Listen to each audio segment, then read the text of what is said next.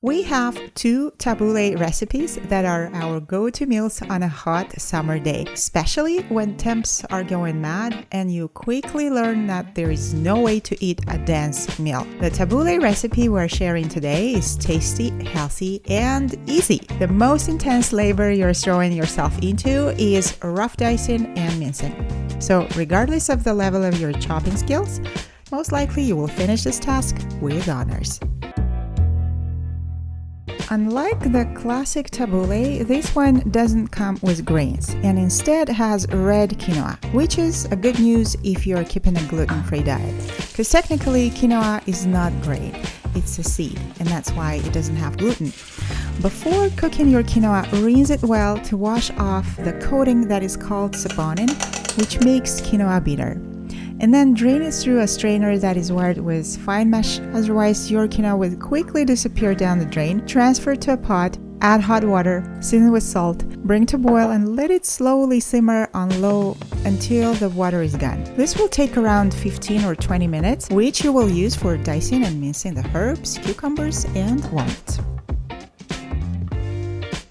Before dicing the cucumbers, it's worth taking out the watery seed core if you don't want your tabbouleh end up swimming in cucumber juice.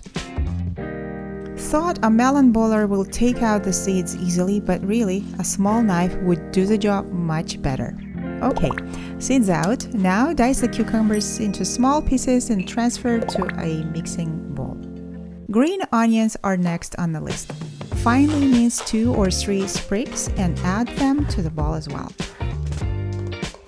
Now the herbs. Parsley and mint are traditional herbs for tabbouleh, and although they have quite rich flavor, they come together really well. I've used twice as much parsley than mint, but the thing is you can use any ratio you like. Parsley is not that demanding, so you can pretty much chop or mince it however you want, but the mint is a different story. I'm using only the leaves, and they are very easy to bruise, which makes mint darken and lose fresh crisp ahead of time. When mincing, just make sure that you don't squeeze mint leaves too much, but instead let the sharp knife gently do the job.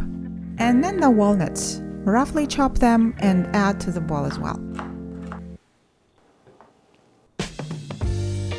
By now, the quinoa should have already been cooked. Stir in the olive oil and add the quinoa to the bowl with cucumbers, herbs, and walnuts.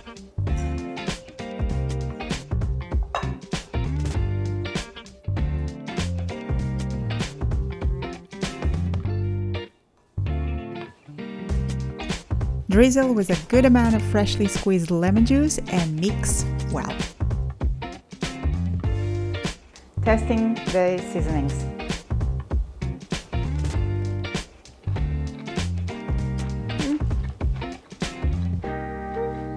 To my liking, another pinch of salt won't hurt at all. And here we are! The simple gluten-free tabbouleh is light and filling at the same time and makes yourself guilt-free and proud of building on your healthy eating habits.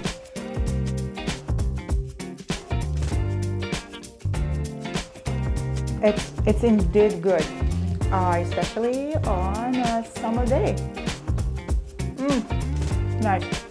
Please try this recipe out and share your experience in the comments below. If you're here for the first time, take a minute and browse our channel just a bit. Out of 50 plus episodes, it's likely that you'll find a few simple but visually appealing recipes that you'd want to try. Next week, we will post my spin on a classic tabbouleh, which I hope you're going to love. Thanks for watching and see you folks in the next video.